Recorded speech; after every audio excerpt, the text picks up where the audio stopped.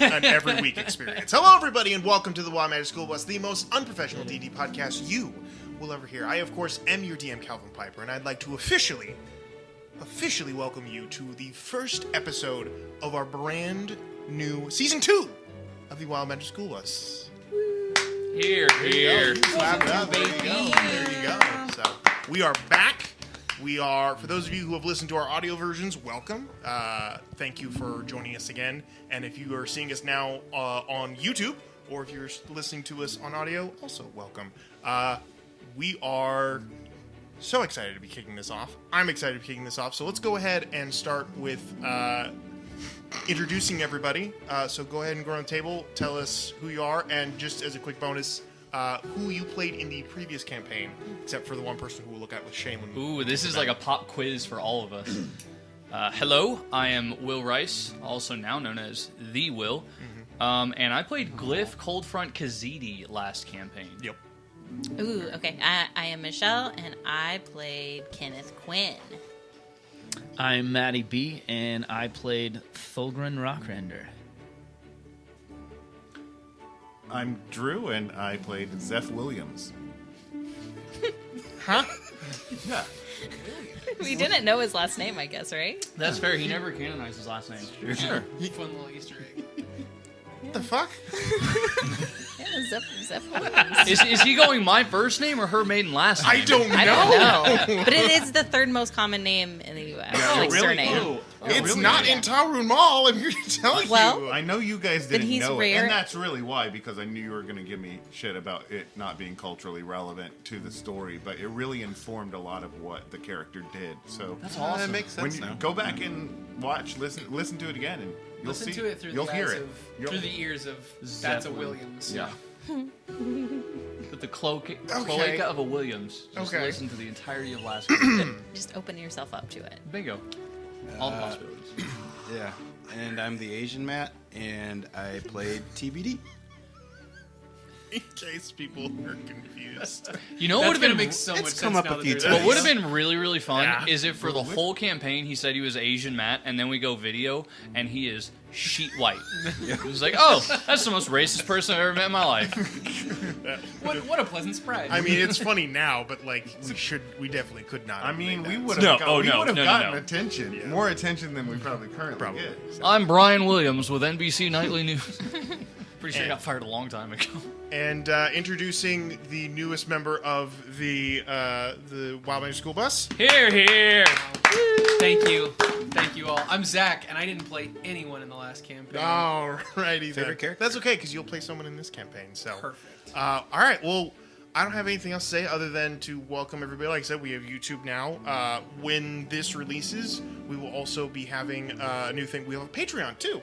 So that'll be something that you guys can look out for. We'll be able to get some ad-free episodes, some exclusive behind-the-scenes stuff that you guys will be able to see, and more content as we figure out what that looks like. But yeah, so cool things coming for Season 2. I'm excited. And I think without further ado, we should go ahead and jump into Episode 1 of the Wild Magic School Bus.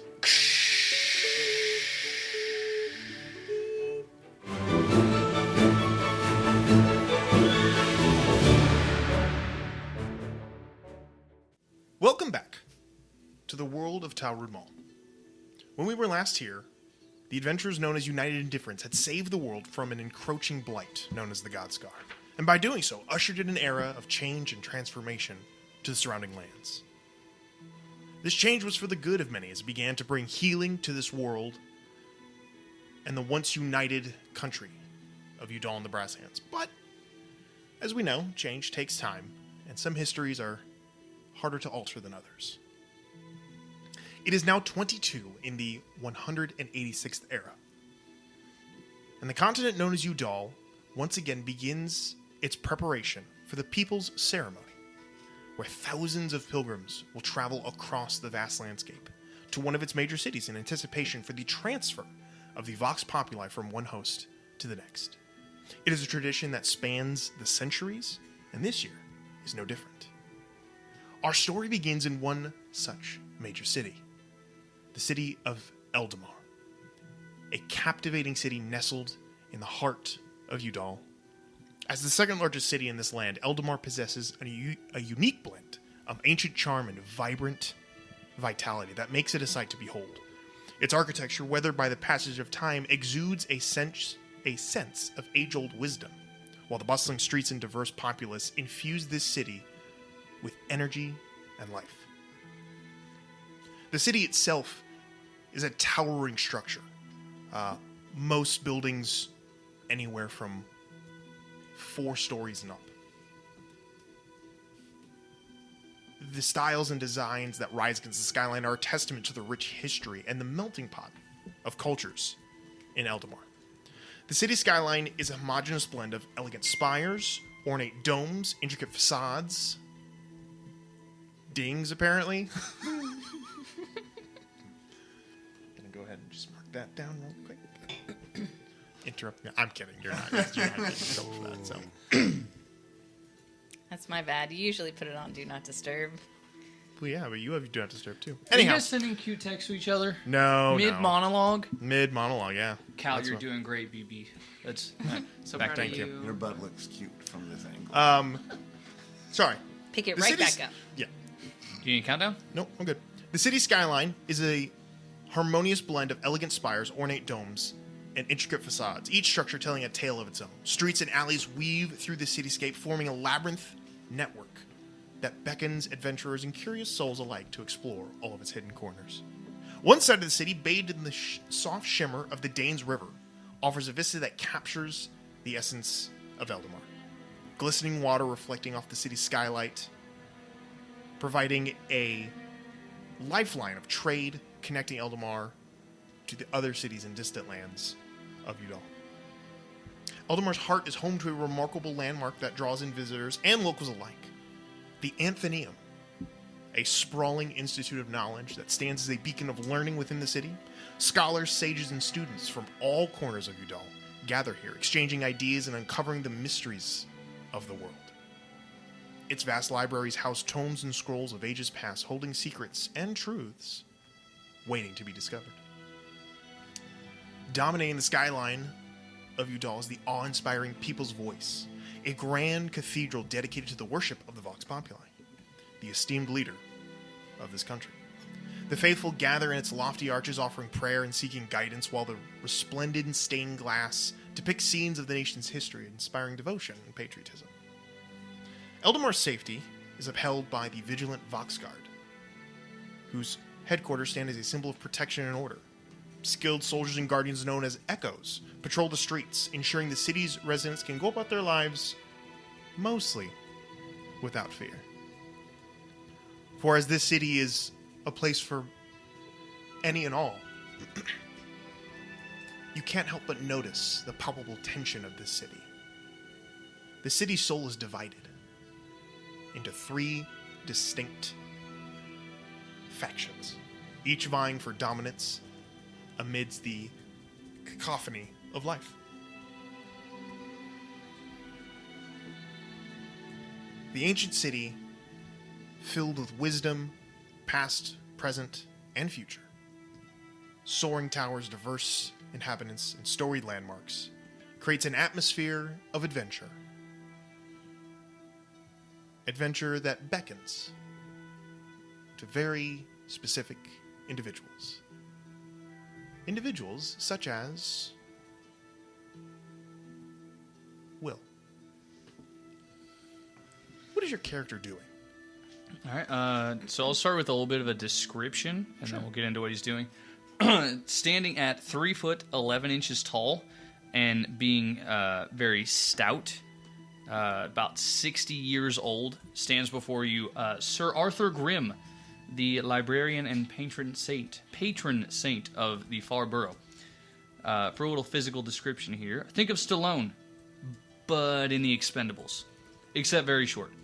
Being in his early 60s, his severely graying hairline is retreating backwards faster than he could have ever noticed. What hair remains, he keeps neatly tucked into a bun at the back of his head. His gray-blue skin has the fine lines one only earns with age, though a scar or two mixes in there as well. He wears tinted glasses and has a couple of hoop rings spread throughout his nose, eyebrow, and ears. He keeps his clothing neat, wearing an overcoat that almost scratches the floor. Not hard to do. and has a bowie knife that he wears like a short sword attached behind him on his belt loop. Using the assistance of a walking stick, it looks like a 3-foot-long oak handle with a softball-sized iron ball at the bottom. He walks around slowly and meticulously. The only other thing of note is that he carries a book on his back in a simple framed holder. So right now you see walking down the street a half-goblin, that is, half-orc, half-goblin. And he is very short in stature, but the physical height that he got from his goblin side is offset by the physical strength he got from his orc side. I explain it as being built like a brick shithouse. He moves down the street like when you see the overhead of a shark just swimming through the water and like all the fish are just moving around. Like that's so from an overhead perspective, that's what you see as Mr. Grimm, as it were. I do that. As it were. There it was.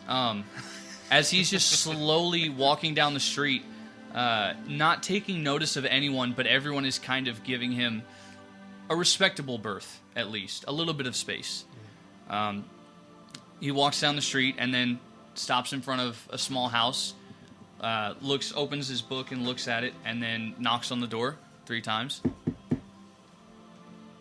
And there's a pause as you stand there in the early,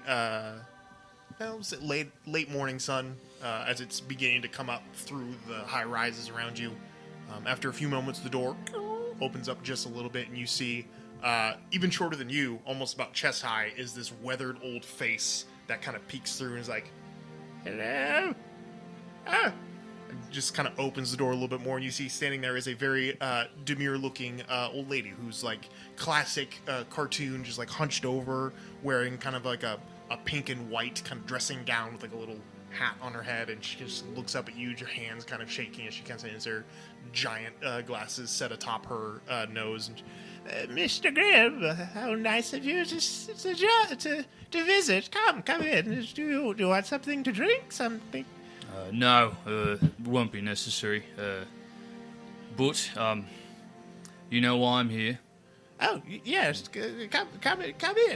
And she kind of begins to hobble into the house, kind of leaving the door open for you, just without much regard for what you're talking about. She's like, yes, come in. And she just kind of leaves the door open for you. Stepping into the house, you can see it's a tiny little, almost like studio size house. There is a small bed pushed up against one wall. On the direct opposite side is a little kitchen area with a small wood stove with the neck of it kind of going up into the ceiling but not going through anything, so the top of it is just covered in black soot and smoke that just kind of curls and hangs there. Small table with a couple of objects and artifacts, and a coat hanger on one wall where a very old, beaten-up leather coat hangs. Clearly not hers, but definitely hung there with much care and much esteem. And she begins to hobble over to the stove and begins to brew up some tea or some sort of drink. And she, please sit down. And just begins to tinker with it. After a few minutes, she brings it over to you and sets it down. These 2 little tiny tin cups, which are scalding hot as you touch them. But she takes one in her hands without seeming to notice and kind of sits down on the chair next to you and is like, what brings you to the Farborough today, Mr. Grimm? Well, your husband was a great man, and it goes without saying. Ah, yes, my dear little Halbert. He took care of the Ark, and the Ark believes the right thing to do is to take care of you. And I take the book that's on my back, and I pull it out and just slide it across the table to her, and just say, what you need should be in there. If you can't find anything, or you need anything more, just bring that book back to the library, and we will gladly help you further as we can. I can't take this, Mr. Grimm. It's too much. It's too much. She pushes the book back towards you for a moment and just kind of... He just puts his hand on the book and says, I was tasked to leave this book here. If you feel it's too much, do with it what you and your husband think would have been best. Make a. I'll let you choose. This is either persuasion or intimidation. Your choice. You don't have to This tell is me. definitely persuasion. I'm not Okay. trying to. You don't have to tell me what it is. You just 15. 15. She nods and. Well, thank you, Mr. Grimm. I'm sure my halberd would have put it to very good use. Thank you. Yeah, make sure you take care of yourself now that there's no one else. And again, anything you need, just come to the library. We'll see that you're sorted. Thank you, Mr. Grimm. You're very kind. Have a good day then. I leave her place and open my book again, look up at the street signs, and make my way 4 or 5 blocks further. Mm-hmm. Same thing. Coming up to deeper into the Farborough, you come across, this seems to be more of a house set in the high rises, less of like a apartment type building. It definitely seems to have a couple of different stories. The second story has a little bit of a like a porch kind of set out from it, where some clothes are hanging, some plants are hanging from it. As you knock, go ahead and make a quick perception check for me. Oh boy. Ooh. 7. Oh. 7. You don't notice the probably 3 or 4 kids that are watching you from behind around a corner, and like as soon as you kind of glance in their direction, not seeing that they're there, they immediately duck away and scamper away to go tell their friends that they saw Mr. Grimm and didn't die. So, because that's their stories. But opening the door, you can see standing there, not somebody you expected to see in this place, a very tall, looks to be maybe like a half orc, a little bit, maybe some orc blood in him, humanoid, but maybe he's got some orc blood in him. Big old square jawed, just like Brock Lesnar looking guy, just kind of stands there. He's like, "What up, Right. I believe I have the right address. I don't often go to the wrong home. Is Henry in? Oi, what you want me dead for?" Well, your dad seems to have drawn a debt of the library, and it's my job to collect that debt. All right, there. And he begins to turn. He turns around. You hear him shouting into the hall. After a few seconds, the door opens up more, and the kid looks out at you. He's like, "Oh, come in." And he kind of opens the door and just kind of stands there as you enter in. You can see stepping into the kind of like almost like a hallway with a couple of wings that go off to either side. There is a large table at the very end, which opens up into kind of like the backyard, where sitting at a small table, scribbling down in a book, you see Mr. Henry, the gentleman you were coming to meet, carrying himself with a little bit of a posh and posture, but definitely not wearing the most expensive, but trying to make himself look like he's wearing the most expensive clothing. He's scribbling into some sort of a book and kind of looks up, some sweat beaded across his already like disheveled hair for the day. Sitting next to him, you can see there's another gentleman dressed in looks to be like some work clothes, just overalls and a coat and whatnot. Looks very similar to the young lad who's now standing behind you as you step out into the yard. You can see the gentleman known as Henry looks up and is, "Mr. Grimm, welcome. To what do I owe this pleasure?" I believe you already know why it is I'm here. You were given a task to do. You did not do that task. You were given then the opportunity to do another task, which you did not do. I am here to collect your debt.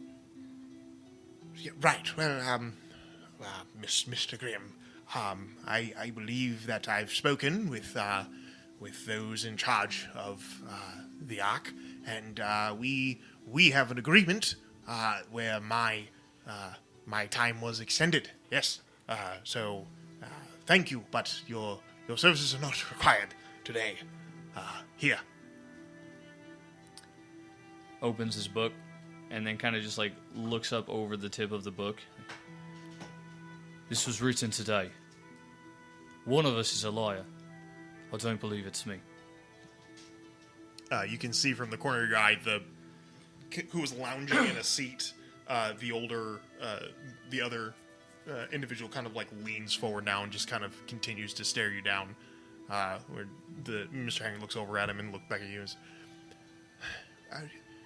Yes, well, can't blame an old man for trying now. Yes. Mr. Grimm, I don't know how to put this to you plainly, so I will just say it. I don't have it. I don't have what you require, so I will need more time. Yes. Now, I'm sure you and your constituents could perhaps make amends for an old client such as myself. I don't think you know how this works. I will not return with nothing. At that point, you, as you're saying that, you can see that the individual who's sitting in the chair kind of like leans forward and like kind of stands up now, and you can see he's probably a good 6 feet, maybe taller, and being your diminutive size, he now looks down at you and goes, "What I say? You don't got it. So how about you run along and come back when he's got it?" Okay. I'm just going to stand up a little bit straighter and cast Cause Fear on him. Oh, So okay. a wisdom save of 10, if you would please, for the orky boy.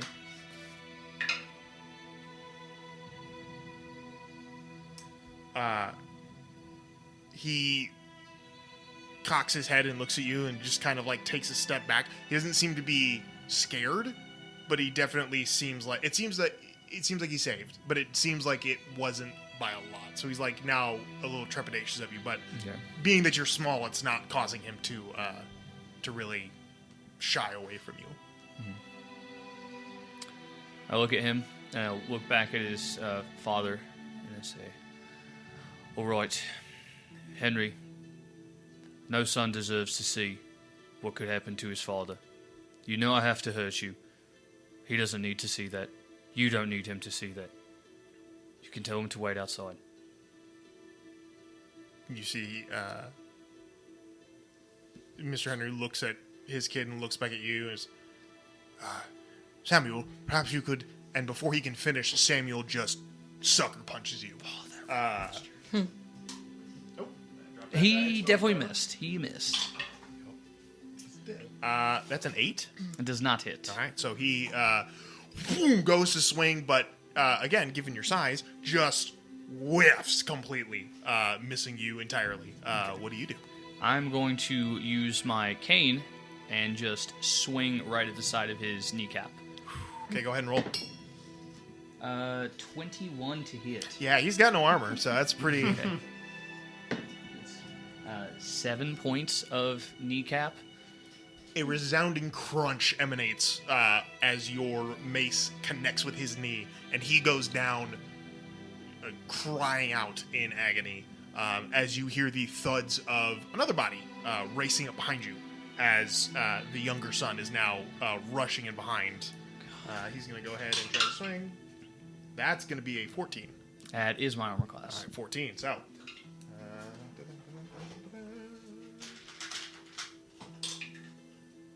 2 points of bludgeoning damage as he catches you in the back of the head with just a meaty fist just right in the back of your head, sending you kind of stepping forward a couple steps.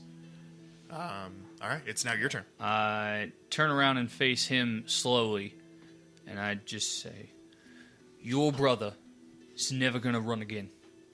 If you want the same fate, stay in this room." And I'm just going to intimidate him. Make an intimidation check. Natural 20 plus 6.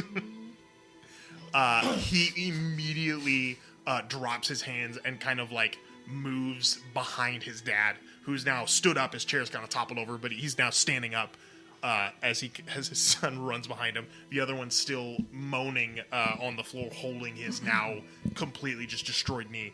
Mr. Henry's, all right, enough. By the box, Mr. Grimm. It's a resort to violence every time you don't get your way. I don't I don't do that. I don't resort to anything. He turns around and walks over to a armoire and begins to shuffle through it. You hear a click and a twist as he unlocks something and pulls out a drawer. The shuffle of paper and coins as he comes over and produces a small, looks to be a small wallet of some kind, of hands it over to you and goes, "Take it and get out of my house." The Ark thanks you for your patronage. Don't make me come back here again. Don't worry, we won't be using the Ark's generosity anymore. We will see.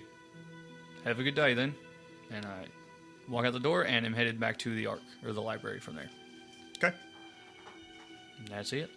All right. We move into the city, out of the Farborough and higher up, towards the River Danes, where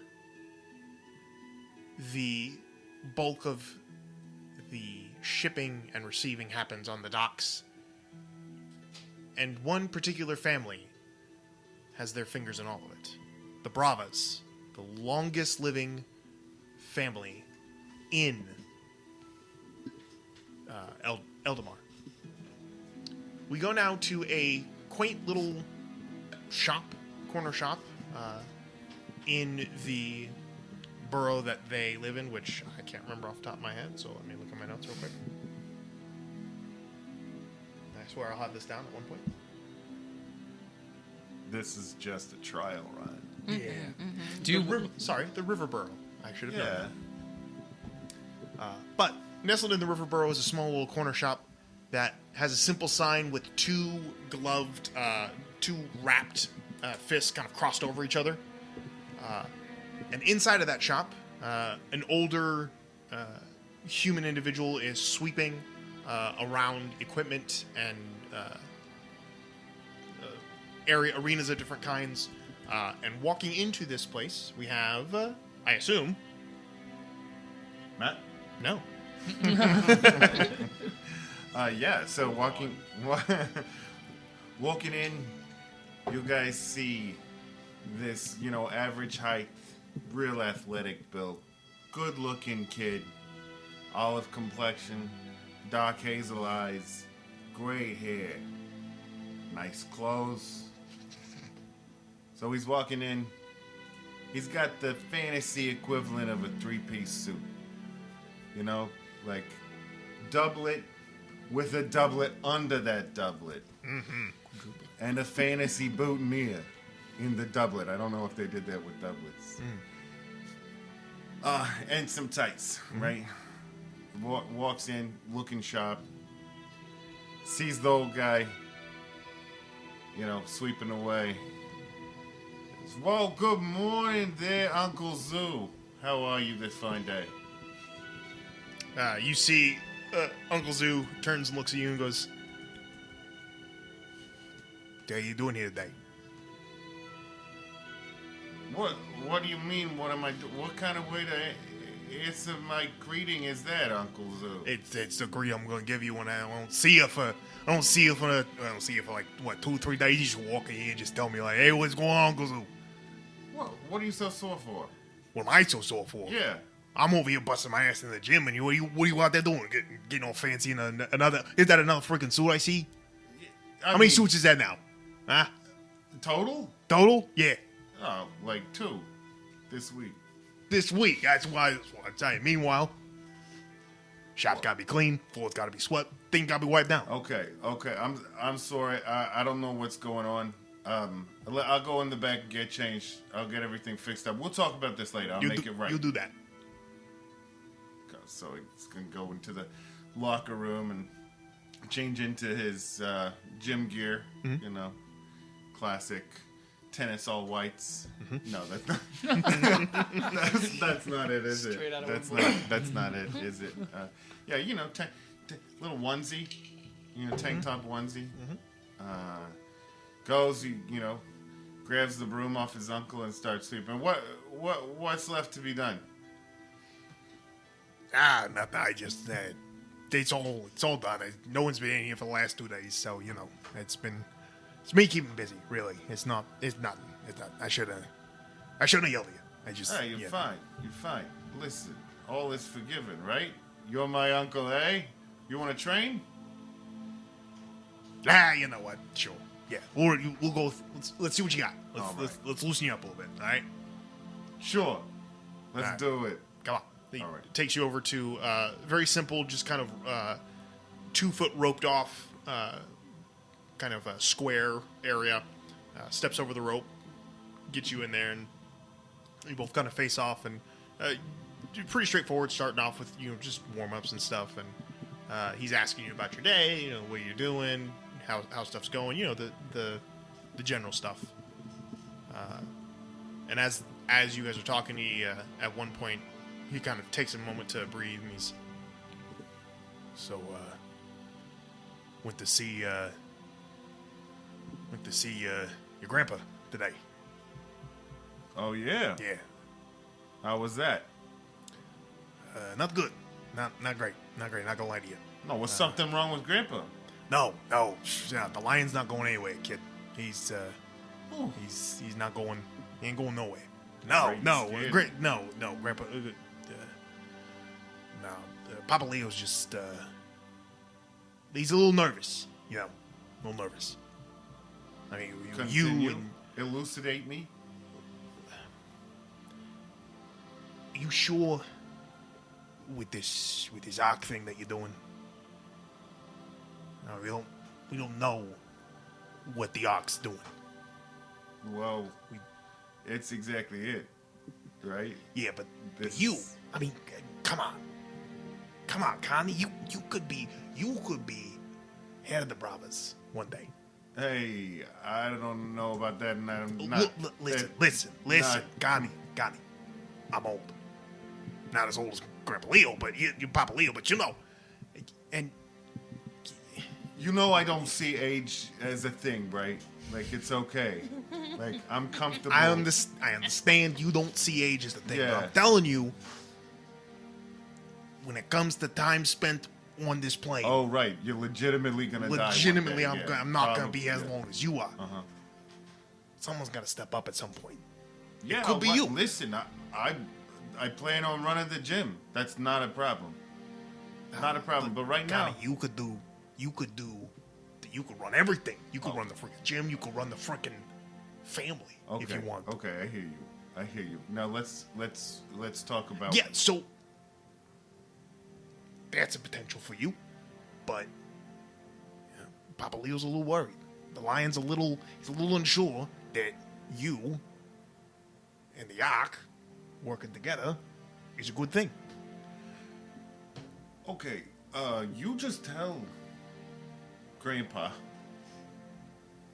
You tell the lion that I got this. We don't know much about the Ark. We will when I'm done, right?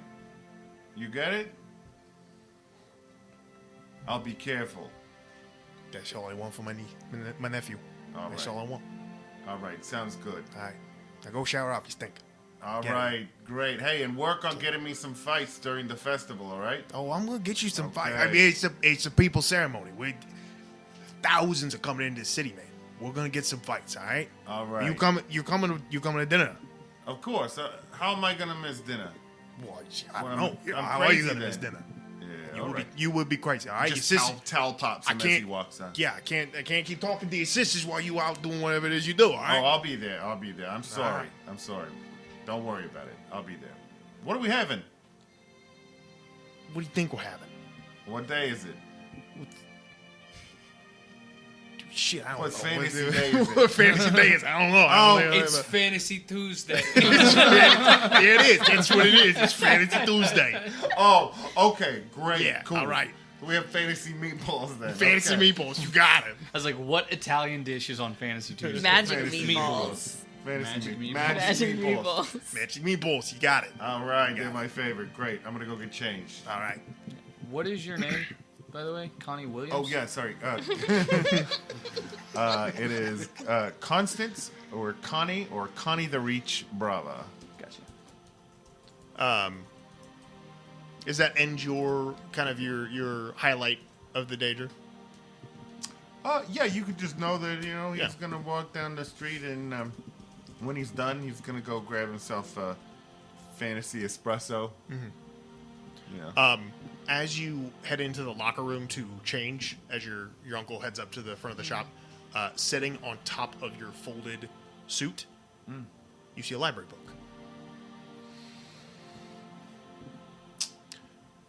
Moving on to another part of the city. An eldritch espresso. That's okay. Matty B, It's an Elven espresso. what is your character doing today? Well, you see a tavern down the road, and you see this Harangon, gray and white in color, kind of dressed very Western. Both of his ears sticking up out of the hat, but one of them looks a little crooked and broken. For those who don't know, Herringons are like rabbit creatures in D&D. So, Sounds like Digimon. You see he 6'1". is wearing kind of this old, dusty poncho.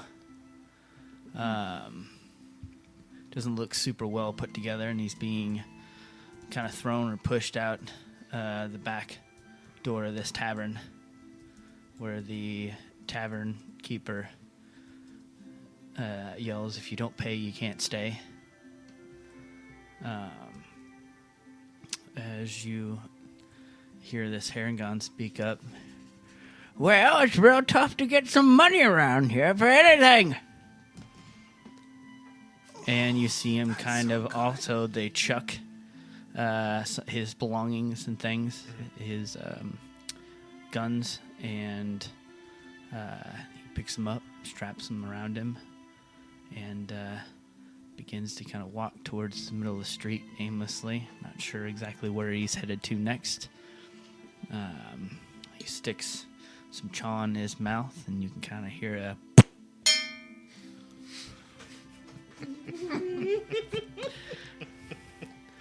At that point in time, he's kind of looking around. "Well, guess I better go find some food and a nice shady tree to lie under." All right. So, Some weeks of that. you At least. make your way to from where you are. You are also in the river borough, but you are near the what would be the center of the city market down here. Vibrant place that's always bustling with sights, sounds, and smells. It is also one of the most highly populated places of vegetation within the city. So there are trees that line the roads, and bushes and shrubbery just pretty much everywhere. So easy enough to find a spot that kind of like hunker down, given the fact that you're pretty small and hard to not hard to miss in this place. But you hunker down and kind of rest for a couple hours as the early morning turns to mid-afternoon.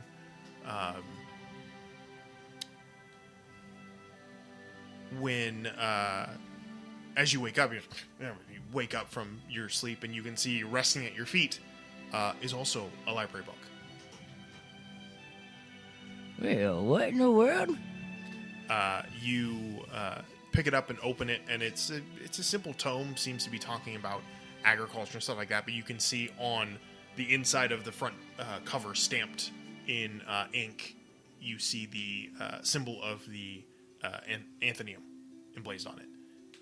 And you haven't done this very often, but from what you were told last time, this is what they give you. And so you kind of turn your eyes to the other side of the city and begin to make your way towards the towering visage of the Anthenium. Moving on to another portion of the city, other Matt. What's your character doing? Well, my character, Zook Magoop, is Zook, your what? Zook Magoop. He is probably already in the library, as he is a turtle, and he let's see, he envisioned a turtle about turtle, if you don't get what that's supposed to be like. Yeah, you said big turtle. Yeah, big turtle. Oh. Yeah, I felt like that line was a little more clear than Herringon, but yes, good clarification. You and they switched them. It's like tortoise and turtle at the same time. Oh, yeah. Oh, tortoise. So, It's probably why they Wizards didn't of do the Coast, that. you've Probably why they done didn't it do that one. so I imagine he, if you try to envision Master Oogway from Kung Fu Panda, and a mix somewhere between that, where he's basically just a tortoise standing up, and then the Michael Bay Ninja Turtles, they're like the big hulking The guys. angry ones? Yeah. Yes. So somewhere in between that, not Okay. as grotesque as that, but not quite as just a turtle. just- Those were Ninja Turtles. I'm just seeing Dana Carvey from Master of the Sky. Well, that's kind of how he talks too. Yeah. Oh, you got the reference. No, that really is kind of how he talks, though. I'm just going to talk like this. Yes. So yeah. Anyway, so about 5.5 feet tall. Slouches a little bit because he is always in the library, so he's always in like a reading position. He grew up on the coast somewhere, and his village is very, for the most part, disconnected from the world as a whole. And so his mission in life is to travel around the world and gain as much knowledge as he can and bring it back to his village to create his own library. So he's constantly going around just reading as many books, studying as many things as he can, asking as many questions as he can. So I imagine right now he is in the library. You just see just like a table in the library, like in the middle of the library, just shelves empty. You look at the table, stacks of books. You can't even see Zook. He's just like surrounded by stacks of books, and he's reading things, and he's just scouring and just really reading anything and everything that he can, just get information. And he likes collecting fun little facts for his son back home. So he's like reading, he's like, oh, Luke was gonna like this one. Luke Magoop. Luke Magoo. Yeah, so everyone in the village has an Ook name. The village is Book. Wow. That's awesome. I don't know how much I'm supposed to talk about. No, you're fine, backstory you're and all fine. that. More about Luke Magoop than my own family. Like your My real real My life real life family. family. Yeah, sorry, Aaron. Well, God, I wish I would have known that was where you were going to be, because that would have been perfect, like, end of the conglomeration. But we'll get there. He's a book. No, I'm there from like Yeah. I'm there from like open till Sure, almost sure. close. Many days. Yeah, so as you're going through books, you hear the sound of a couple more books being set down in front of you. And as you kind of look up, you can see standing there with curly white hair and a deeply dark face and brilliant eyes is a small woman with pointed ears. And she kind of looks at you with this big old, just like bright smile. And she's like, Mr. Magook, are you ready? We're ready for you in the conference room. Oh, yep. 1 sec. Let me just finish this chapter. And he like flips through pages and reads really fast. Yep. Let me just finish this whole book. It's another 10 minutes of waiting. Yep. Nope. I am good. Alrighty then. Well, let's head on in, shall we? The others will be here shortly. Okay. She leads you to another side room where there's a long table, and kind of walks into it. And as she does, she takes the tome that she has, the one that you've seen. You've seen it only once, but it is definitely emblazoned in your memory. As she sets that book down at the end of the table, and as she does, you watch as the table itself kind of and slowly begins to recess into the floor, kind of staggering itself as it turns into steps, and then turns, like, you still that brilliant smile on her face, and is, right this way, Mr. Magook.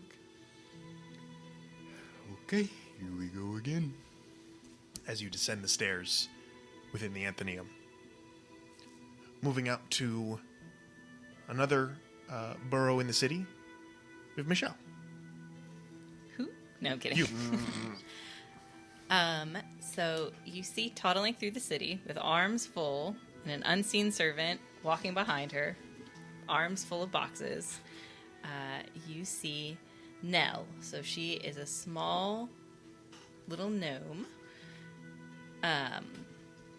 who is short and stout and has dark hair with a couple of little long strands that has little spools wound into it and some little buttons. And you see a coat of many colors that's made of wool and swatches and cotton and fabrics and all different kinds, and a very well tailored outfit in general. So with all of these boxes, she walks up to a door and shuffles them and kicks it with her foot to knock. Kick the door. As you wait for a few seconds, you hear the sound of the boxes kind of shift and shuffle as your unseen servant has to readjust. Get it together. It stops moving. The door opens, and you can see standing there in a very dapper sort of a servant's garb is a goblin who looks up at you and is, Ah, yes. The tailor, I assume. Yeah, we're here to deliver the packages. We'll just go ahead on up and drop them off in the little parlor area. Of course. Right this way. Yes, thank you. opens the door and walks you through a back staircase into the large parlor of this fantastic house. The opulent room is full of furniture that is never used, a piano that has probably never been touched, and two walls that are completely covered in mirrors for some garish reason.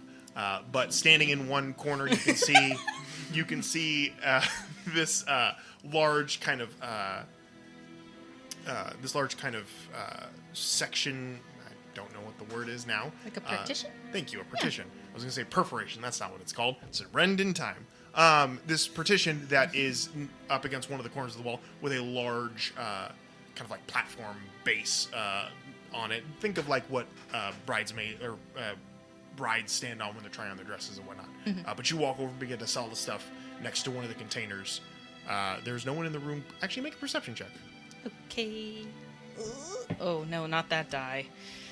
Ugh. Matt's Googling. What's that thing called where brides stand on them when they're trying on their dresses? 16. With a 16, you can see there is currently no one in the room. The goblin servant seems to have walked out at this point. Very nice. So I happen to know that there should be an office connecting real close to where this room is. Can I see any doors? With a 16, you can see that there is a side door just to the other side of the two mirrored walls. There is a simple door, not very flamboyantly designed, set into the wall itself. But yeah, you can make your way to that door if you'd like to. Okay. All right, you go ahead and you get set up. You do exactly what we need to do. You've done it 1,000 times. You know what's going on. No. Boxes drop to the floor and one by one begin to stack themselves up. Oh, I also want to tell you, this unseen servant has on a vest and gloves because they're unseen, and I feel like that would kind of bug people. So I put gloves and a vest on him so they know where his edges are. Good to know. Good to Yeah. know. Yeah, so the gloves just go. So I'll kind of creep in that room real quick. If The door's locked. Knock. I have the knock spell. Oh, yeah. Say it. You knock, nothing happens. Okay, casting knock. You go over. Are you trying to do it quietly? Yes. Go ahead and make a sleight of hand check. All right. Wait, you're trying to knock quietly? Knock spell quiet. It's not great. It's 12. 12. Casting the components quietly, you hear a slight as a lock disengages, and you can, as you go to, as the lock disengages, the door slightly pops out a little bit, giving a little bit of a seam now where you can pull it open from this side. But opening it up, it swings into a office space. The chair is the first thing you see, as this seems to be the back door of the office. The front opens up to a larger sitting area with a large window off to one side. The grand, large wooden desk sets in front of you with the chair pushed up into it. There is a couple different, looks like animal taxidermies on the wall, and a large mirror set is stood up in one corner. Okay. Now, I was told there was a good chance there'd be paperwork around. That I can I just skim over that really quickly? Make a perception or investigation, your choice. Perception. We'll do perception. 10? 10? There's a couple of papers on the desk itself, nothing that seems significant, but that's all you can see. There's like a couple things kind of set with a paperweight on top of them, and then a ledger next to them, but the ledger's mostly empty. It looks like it's been recently started. Ooh, are there any other old ledgers that maybe I can Not look for? on top of the desk, no. In the drawers, maybe? Make an investigation check. All right. That's a little better. 13? With the 13, you can find 2 drawers that you can access that are unlocked. Both of them seem to house mostly supplies, like quills and inkwells. And then one of them seems to have some sort of a little wooden box that is locked, setting inside of it. Can I use the knock on that as well? Yes, you can. If you'd like to use the spell again. Might as Is well, that a man. cantrip? No! The front little latch, much like a suitcase, pops up when you cast it. Opening it up, you can see inside there appears to be a wax bar and a seal. Oh, shit, I don't need that. You're level 13, man. I don't know what to tell you. Yeah, I don't know. Okay. Well, all right. I'll go ahead and close everything up then. Okay. I've done all I can right now. I'll have to wait till I drop stuff back off, maybe. Okay. Investigate some more. All right. Are you waiting around for anybody, or are you leaving the I'll house? close now? it all up. Okay. So I'll close up everything, exit the office, obviously, close everything, and then wait around until somebody comes in to be fitted. Yeah, and within a few minutes, the lady of the house comes in, and you spend the next 3-ish hours tailoring and making a dress for her for the upcoming gala that's going to be held, the first one of the people's ceremony. Are you attempting to eavesdrop, or Oh, yeah, for sure. okay? All the Make time. I would say go ahead and make another perception check for me. All right. 12. It's a night of mid-rolls. I don't like that. She spends most of the time talking to the 2 servants that she has in the room with her, and they mostly are just gabbing on about the ball and like what's going to happen, and all the goings on of mainly that. Nothing really of import or interest, unfortunately. It doesn't seem like anything that she would let slip. You're not privy to at this point. Okay. So, That's all right. all right. Sometimes you got to play the long game. Yep. All right. So Alright. if we're all done with the day, I'll go ahead and I'll take these fabrics off your hands. You made some lovely selections. Nell doesn't like the selections. We'll go ahead and we'll get these all tailored and ready for you and drop back up in a couple of days. Sounds like a deception check. Oh, yeah, sure. Yeah, make a deception check for me. Yeah. Oh, yeah, no worries. Actually, here's the thing. So I rolled an 8, but for deception and persuasion, I treat any roll below 9 as a 10, so that'd be a 17. 17, yeah. Nice. Yeah, you tell the lady that, and she thanks you and begins to. She keeps you there for another half hour. Jesus. Describing Voxus. Nailed it. describing to you what other alterations she's probably going to make, depending on so-and-so's dress, and if she learns about this other person's fashion choice for the gala. Oh, and that's everything. true, and there's so many good pastries. We want something that you can let loose in. Leaving the house with your unseen, So-and-so? your somewhat seen servants, you make your way back home. Where are you going from there? Oh, I'll go to a little tavern. All right, Nice yeah. little tavern. I'll just so I'll get out a little narrow, like thin piece of paper and go ahead and write on it and say, nothing yet. We can't tell whether or not they're doing what we assume they're doing, but the wife does smell like fairy fireball all the time. I think she takes nips throughout the day.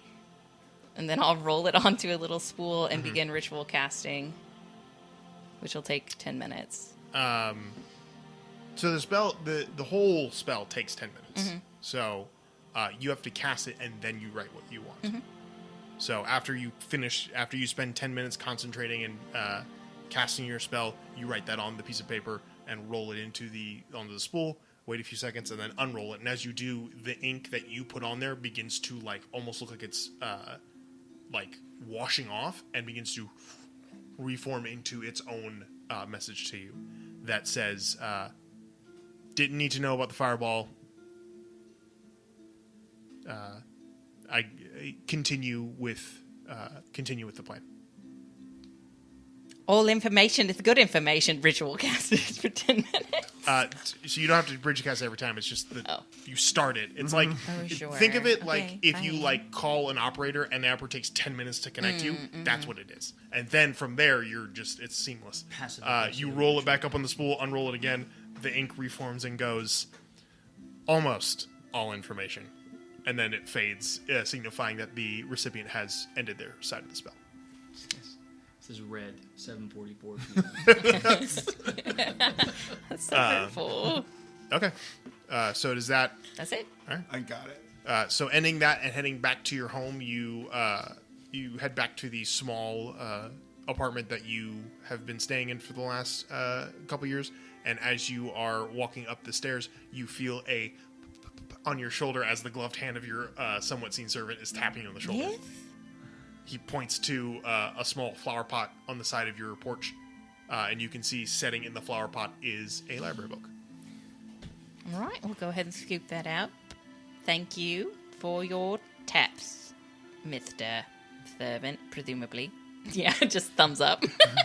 Yep. I thought you were going to say under.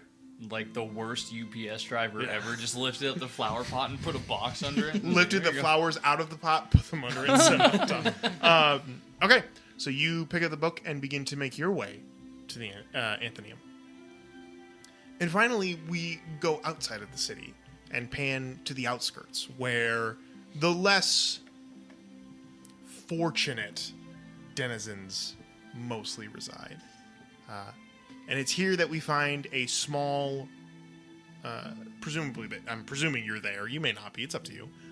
We find the last of our individuals. Zach, what is your character doing today? So, if we had sort of a bird's eye view of the street, you'd see a bit of traffic in the expected pattern. Usually, up and down, sort of how a street tends to work. Except for one obvious figure pushing across the grate, left to right, one side of the street to the other. You feel seen right now. Hugely interrupting the flow of traffic, not just because he's going the wrong direction, but also because he's quite too large to be trying this sort of maneuver. You see a chestnut brown paint horse with a teenage sort of humanoid torso, a young centaur, a mop of curly brown hair that matches the chestnut of the horse quite nicely, a simple leather vest open, revealing a wiry frame underneath, slight but visibly muscular, a satchel thrown over one shoulder, and just sort of quiet clip-clopping across the ramshackle cobblestones of this outside of town. And it's not an uncommon sight in this area. Kestis is quite familiar in these parts. People know him, so there are children who have decided instead of waiting for him to go past, they'll just run between the legs and they'll get out ahead of things, and he sort of ruffles the hair of some young ones as they move past him, and as he is approaching the far end of the street, the far side walk, he becomes briefly tangled up with an older man who is trying to get about his business, and the two of them have a brief turn around and trip over Kestis's extra feet, and this older man trips, and Kestis bends down as best he can, standing over 6.5 feet off of the ground and having horse legs. It's a bit difficult to do, but he tries his best to help this older man up, and sort of stands him up straight and gets him past, and then pats him on the shoulder and heads off into an alleyway on the side of the street that he's walking towards, and you see as soon as he crosses the threshold of the alleyway, he opens up a hand and begins to admire a small piece of jewelry that he's taken off of this man. Could you make a sleight of hand check for me? Would love to. Drew thought you were writing fanfic there for a minute. That is a grand 9. But a grand. How old is this young stallion? So, Horse face or man face? Man face. All right. So- Regular heard boy man face. torso, and I pictured horse butt, horse front. Man, torso, man in the I thought man bottom, horse top. Oh boy. Where the bottom two are feet and the top two are hooves, so he's completely useless. I think you should just flip a coin at every segment of the body. I'm Lower glad body. that we were all being willful with our imaginations, Yeah. you know? Yeah. I like that As we- if we don't all in this room immediately know what Yeah, a centaur is. exactly. Oh yeah. I also imagine, like, for the first time ever, a human form erupting from the neck of a horse, and I know that very accurately describes what a centaur is, but in my brain, it was erupting from that horse. This was neck. happening in the moment. So, Oh, It was being built so in front of canonically, me. when they're born, they're just foals, and then all of a sudden, much like a banana, they just, and then out comes the. Yeah, but if it happens early enough, the horse parents kick it in the head and it dies. Absolutely.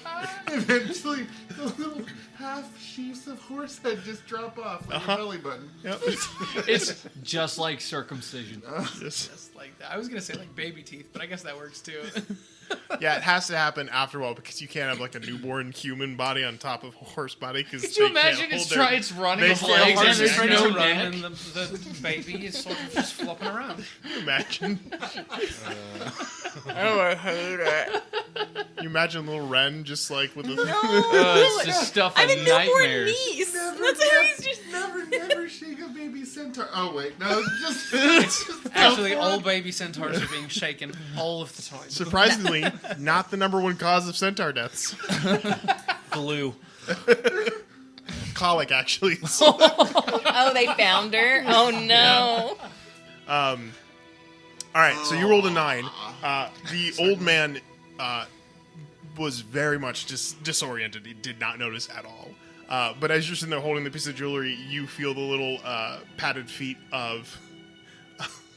You feel the little padded feet of the green tree frog as that pops over its giant red eyes, looking down at you, and just kind of blinks as it looks at the jewelry and then looks at you. He sits in a little pocket Yeah. on the vest and hold on, I changed his name You recently. have What a was tree it? frog in your pocket? Yes, and his name. I need to change my character. Oh, This this is is a this is human guy who works in a boxing gym. You made the character I should have made. sorry. Switch. Lawrence. Lawrence, yes. Lawrence. Lawrence. His Yep. little sticky feet reach up, and he sort of looks out and sees the shiny object, and as is his way, just an investigatory tongue. Yep. Just to make sure it's real. That's sort of our quality assurance, and I check in with him, Seems good. and so we Lawrence and I walk directly towards the wall in front of us. Yep. And then as I go, if you were watching Kestis, it would seem as if he had simply disappeared. But our imaginary camera, pans down to the floor and shows us just a very simple brown wandering spider, who begins to crawl up the wall and through a small crevice, and inside of this building, Kestis becomes a centaur once more, and he takes the piece of jewelry and drops it on the desk of the woman sitting in this room, this older woman in the room. He says, I'm about ready for dinner. I'm sort of getting hungry.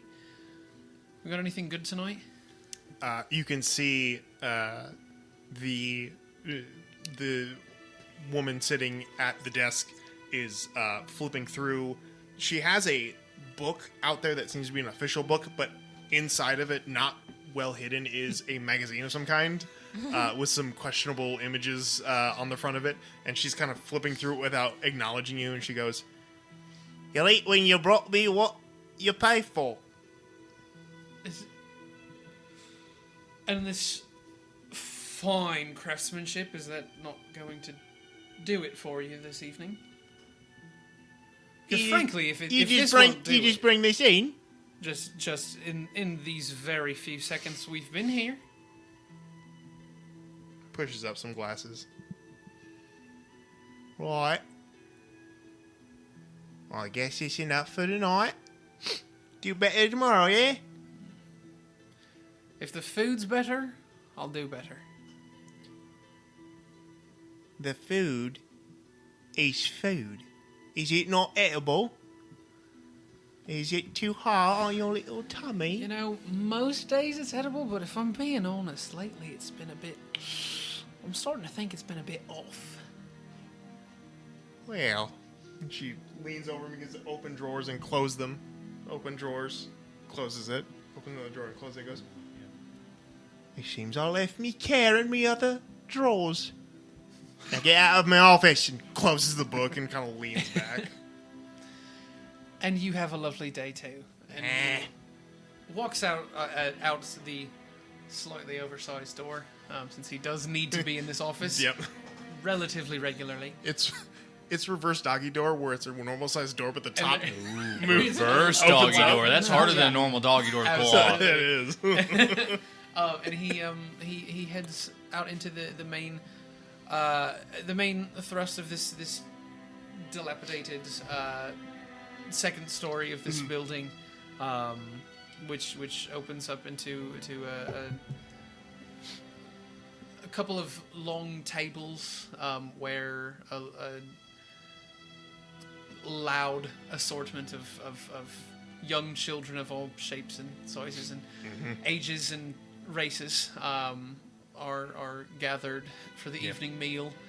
Some of them having already gotten their meals, I assume, and Kestis now sort of bringing up the rear and finding whatever food is left over.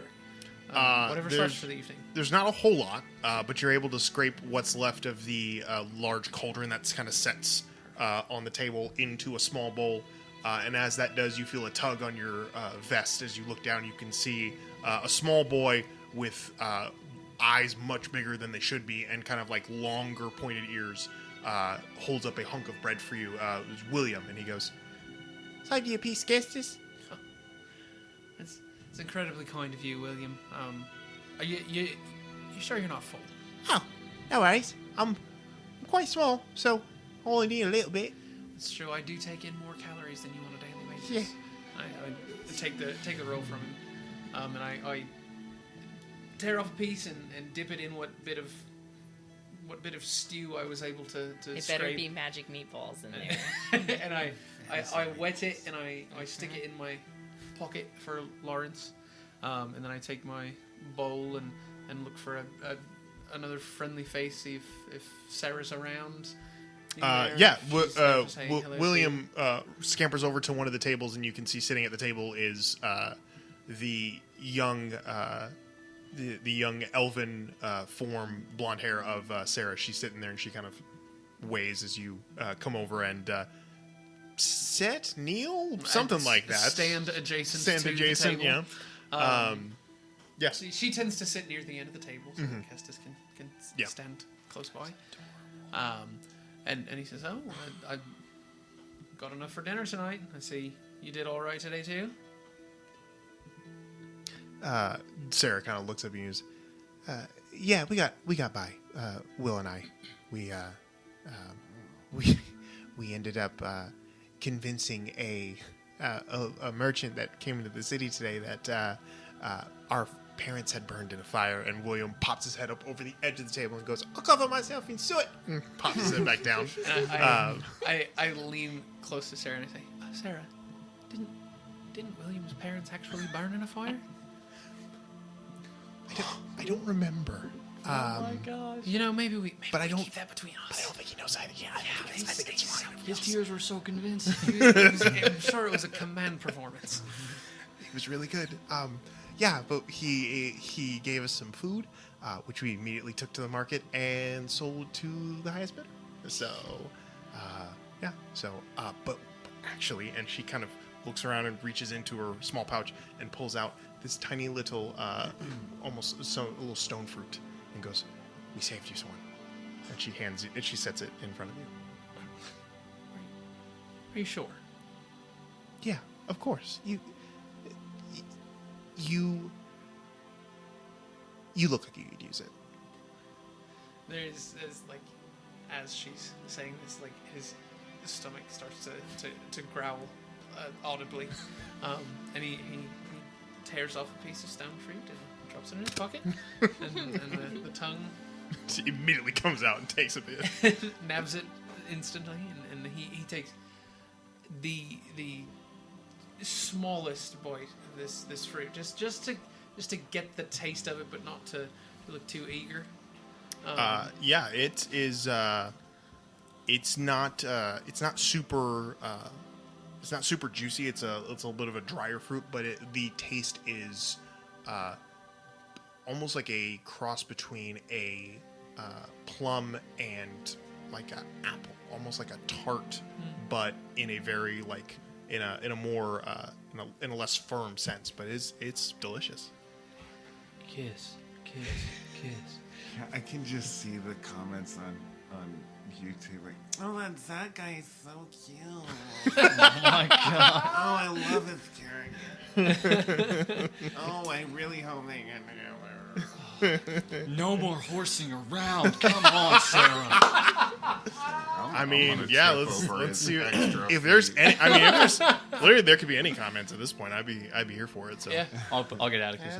I'm trying to push engagement, guys. yeah. And we've got the Actually, furries all wait, along. That's I hadn't thought of that angle. That's a great idea. Everybody get Let's horned sexist now. thing. Too late.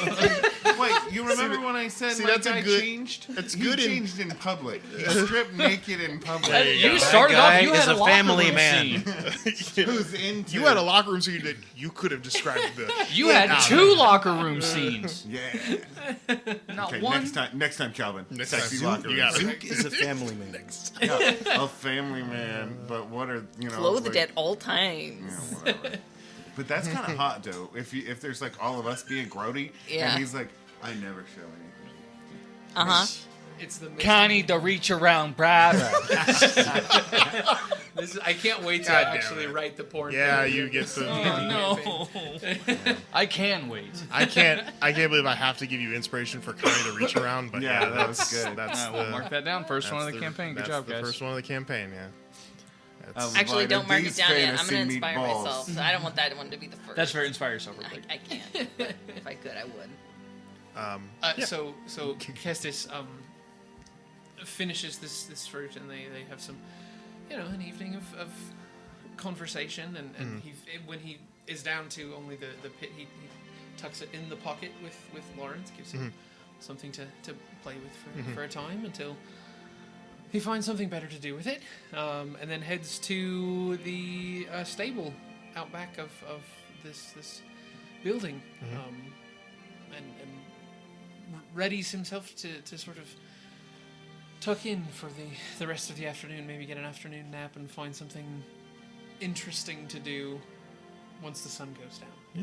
Yeah. You head into the stable and you greet the other 2 old horses that are stationed there, and they just they acknowledge your presence and go back to just chewing on. Wait, the centaurs straw. are just straight up horses? Yeah, horses. Okay, all right, just checking. That's all. I wanted to get the right mental. Hey guys. Yeah.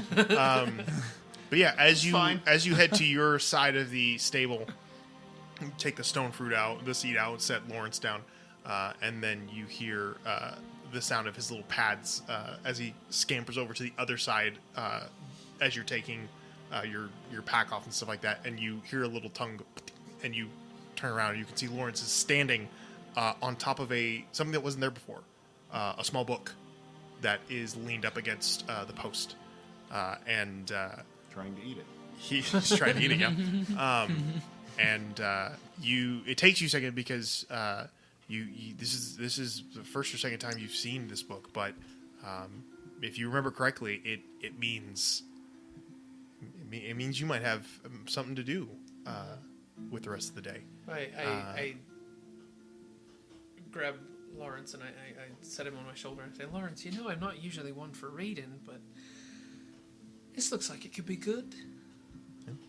And as you take the book, set it in your pack, you as well begin to make your way to the Anthonium as the ley lines of our stories now begin to converge and become one very, very interesting story.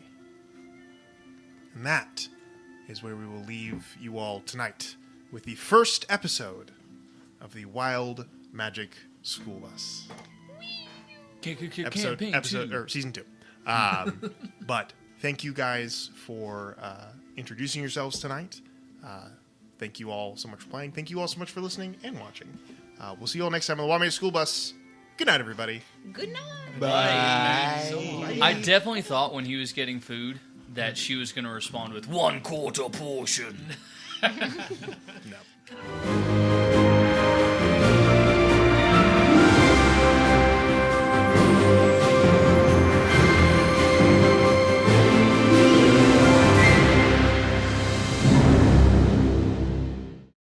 Really do need to go back and listen because I bet I'm not in the show. What do you mean? Now that we're on video, Drew finally gets to be a part of the show instead of the weird cuts that were in every episode. For the last Just game. never was edited. Yeah. Oh my gosh, that'd have been funny. Oh yeah. I found out. Hey Zeph, what do you think?